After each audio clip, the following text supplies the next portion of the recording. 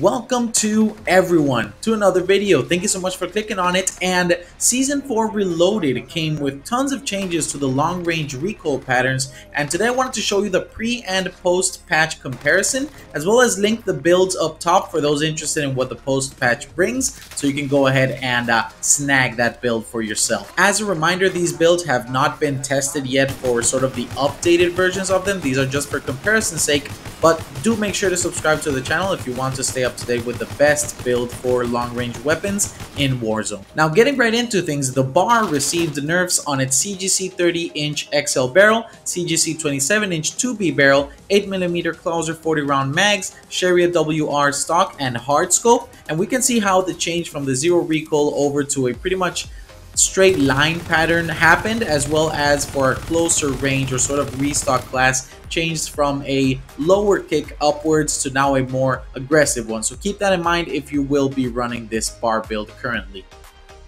The SCG-44 received horizontal recoil control nerfs to its Krosnick 620mm barrel, which you're looking at right now, and this is the zero initial recoil build. And then with the VDD 760mm barrel, the same change. They got a reduction of 10% to their horizontal recoil control. I was expecting more of an increase to the curvature that the natural pattern already has, but it didn't seem like it happened, which is fine. So these are the recoil patterns you have to work with for Season 4 Reloaded. For the Cooper Carbine, they went ahead and nerfed the horizontal recoil control for the 9mm 60-round drum, and we went ahead and tested the most recent fast fire rate build that we had posted on the channel, and we also went ahead and tested the zero recoil build we had already posted way back.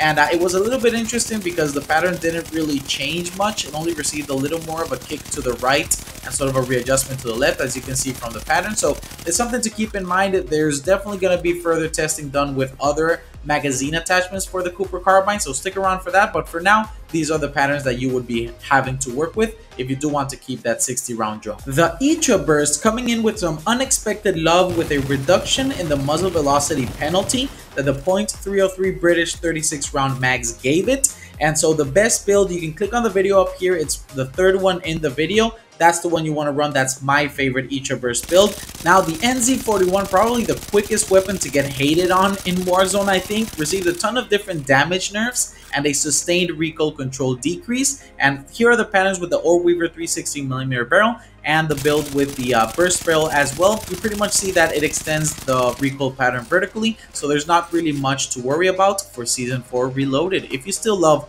the NZ41. So the Nikita AVT received a couple of different buffs and nerfs to its overall mobility and certain attachment mobility or ADS movements. And so especially here we want to focus on the Empress 613mm barrel recoil control increase of 1% and the 6.5 Sakura 60-round drum recoil control increase of 0.5%. So not much overall, but stacking it up with other attachments that were changed, these are the recoil patterns that you're working with for the 50-round drum and the 60-round drum respectively. The KGM40 received a couple of different damage profile changes for its long range effectiveness, but especially we're focusing on the Raisdorf 720mm shrouded horizontal recoil decrease from 35% to 20%, and the increase or the reduction of penalty of the .30-06 60-round drum, which we have a build for. You can click on the link up here, and we're pretty much getting some solid recoil patterns regardless of what you're choosing in the magazine department, and you love to see that. We'll have to see the TTK changes and maybe update the build a little bit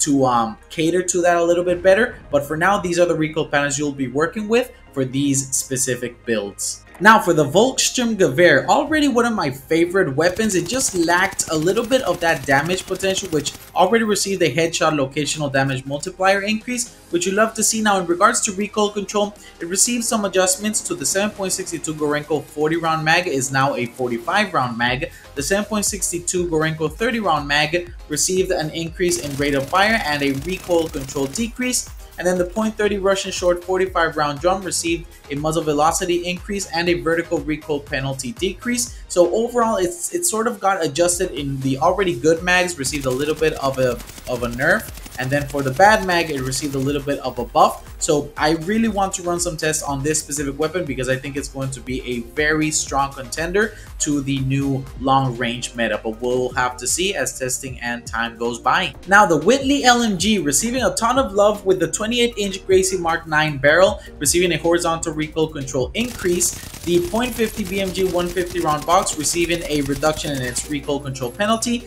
and a recentering scaler, which we went ahead and run a test later that you're going to see, and maybe you'll find some difference there. The .303 British 45 round mag received a rate of fire bonus decrease, but an overall horizontal and vertical recoil control increase. And then the CGC R2 padded received an initial recoil penalty decrease and a sustained recoil bonus increase, which essentially makes the Whitley, gives it a ton of different buffs, but it doesn't give it the proper buff, which is the visual part of it that is really what hinders it from creeping into the long range meta. Hopefully they adjust this soon. Let me know in the comment section down below if you agree that that's the real problem there. But for now, go ahead and see if the back and forth of the 150 round box view center scaler has any change on it, because that's pretty much what I was running in this part of the clip, and I don't really notice any change there, but we'll see what they do with the Whitley.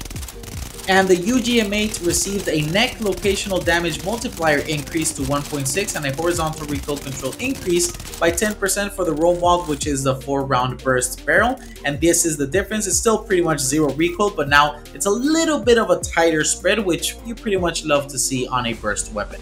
Also bear in mind that these specific attachments were changed, so if you had any build with these, make sure that you check on your recoil pattern so you don't get deviated during a gunfight. So there you have the long range recoil changes for Season 4 Reloaded. Now, the new Vargo S was also released, and I already have it fully loaded, and it's currently being tested as you're likely watching this video. So if you're not subscribed and you want to stay up to date with the best recoil builds for the Vargo S and all the weapons we saw today, or any weapon you'd like to request, make sure to comment that down below and subscribe to the channel with that bell turned on so you never miss out on a single one of these videos. If you're leveling up your Mark 05 and you need a variety of builds to play with, go ahead and click on the video at the end here. And with nothing else left to say, I hope you have a fantastic rest of your day, and through it all, I hope you always remember, Sauce Time Gaming.